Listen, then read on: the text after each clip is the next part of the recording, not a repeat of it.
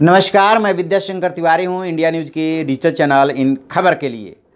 पहले चरण में जिन 91 सीटों पे चुनाव होना है उसमें पश्चिमी उत्तर प्रदेश की 8 सीटें हैं, जिन 8 सीटों पे बीजेपी का कब्जा है। और अब उसके सामने चुनौती है कि एसपी और बीएसपी में गठबंधन होने के बाद किस तरह से उन सीटों को बचा करके रखा जाए। ये बात अलग है कि कैराना में बाद में जो उपचुनाव हुआ था उसमें बीजेपी हार गई थी।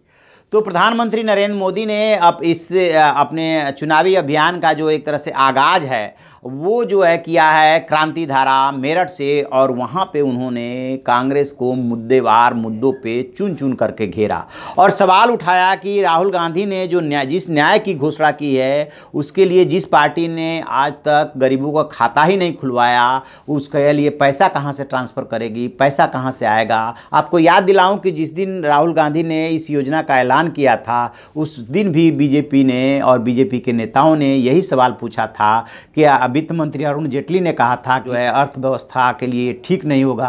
अब जबकि प्रधानमंत्री चुनावी मैदान में रैलियां करने उतरे हैं, अपने उम्मीदवारों के लिए वोट मांगने उतरे हैं, तो वो अपनी उपलब्धियां एक एक करके गिना रहे हैं, चाहे वो बालाकोट की बात हो, चाहे मिशन शक्ति हो, और सब एक एक करके अपनी उपलब्धियां बता रहे हैं। और जो कांग्रेस ने अभी तक किया है कि राहुल गांधी की पूरी कोशिश है कि किसी तरह से इस चुनाव में किसान और नौजवान केंद्र में रहे ताकि मोदी सरकार को घेरा जाए। जबकि मोदी सरकार की और खुद पीएम मोदी की ये कोशिश है कि किसी तरह से चुनाव को जो है उन भावनात्मक मुद्दों पे ले आया जाए जिससे कि देश की जनता कनेक्ट हो। तो इस मकसद में काफ़ी हद तक वो कामयाब भी दिख रहे हैं। उनके चेहरे पे जो कॉन्फिडेंस दिख रहा है, मेरठ की रैली में जिस तरह से वो कॉन्फिडेंटली बोल रहे थे और कांग्रेस को चुन चुन करके कांग्रेस पे वार कर रहे थे, और उस जो सबसे बड़ा उसका हथियार है न्याय, जो कि उसने देश के 20% लोगों को 12,000 की आय सुनिश्चित करने का वायदा किया है, जिसमें उसने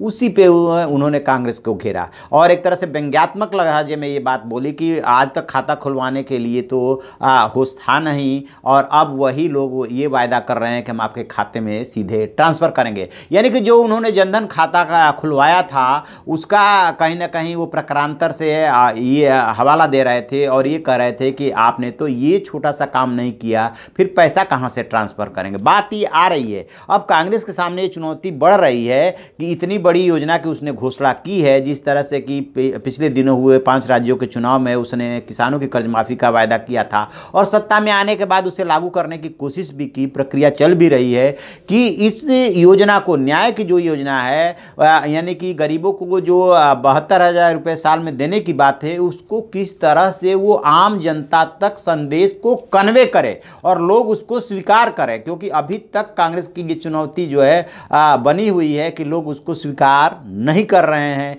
या उन्हें ये लगता है कि जिस तरह से मोदी ने 15 लाख का खाते में ट्रांसफ़र करने की बात कही थी उसी तरह से ये राहुल गांधी का जुमला है। और उसमें ये भी बात उठाई जा रही है कि इसकी क्या गारंटी है कि जिसने 60 साल तक ऐसा नहीं किया वो आगे सत्ता में आया तो ये कर देगा, और पैसा फिर इसके लिए कहाँ से आएगा। तरह तरह की बातें हैं और प्रधानमंत्री घेरने के लिए निकल चुके हैं।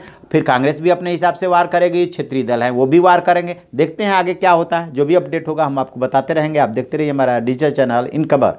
Thank you.